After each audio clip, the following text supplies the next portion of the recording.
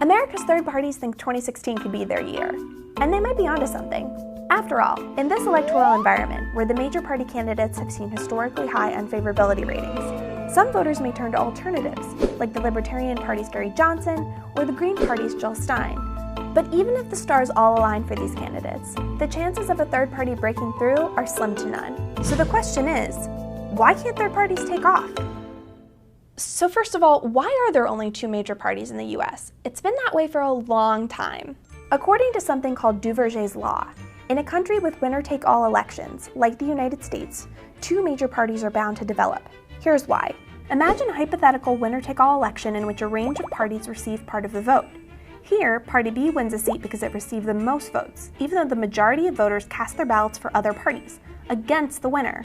Duverger's Law predicts that voters will see that outcome and behave strategically in subsequent elections, deserting the weakest party for more viable options. Over time, the weaker parties are squeezed out, leaving behind two major parties. So in other words, you're not always voting for the candidate you like or the one that really represents all of your views. You're voting against the candidate you don't like. Beyond voter behavior, there are institutional barriers in the current election system that make it difficult for third-party candidates to get more attention, and thus votes. Presidential debates are hugely important for candidates looking to raise their national profiles. Just look at what Donald Trump has been able to do this year. But the only candidates that typically qualify are Democrats and Republicans. And who sets up the qualifying criteria? A privately operated group called the Commission on Presidential Debates that's controlled by other Republicans and Democrats.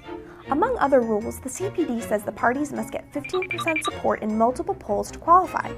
But as the third parties will tell you, it's tough to poll well when you don't have a large base, you don't get a lot of media attention, and sometimes you're not even included in the polls at all. Libertarian nominee Gary Johnson was only just recently included in polls, and the Green Party's Jill Stein was arrested in 2012 for trying to attend a debate she didn't qualify for. There's also the issue of money. Big surprise, right? Democrats and Republicans typically fundraise like crazy to fund things like campaign appearances, advertising, you name it. But third parties don't have the same sophisticated fundraising operations. And just like voters don't want to back a losing candidate, neither do donors. There is federal funding available, but third parties would have had to reach 5% of the vote in the last election in order to qualify for it, which means even in a year where they could get more support than ever before, they can't do anything about the federal money. All these challenges mean that third parties sometimes define winning differently than Democrats or Republicans do.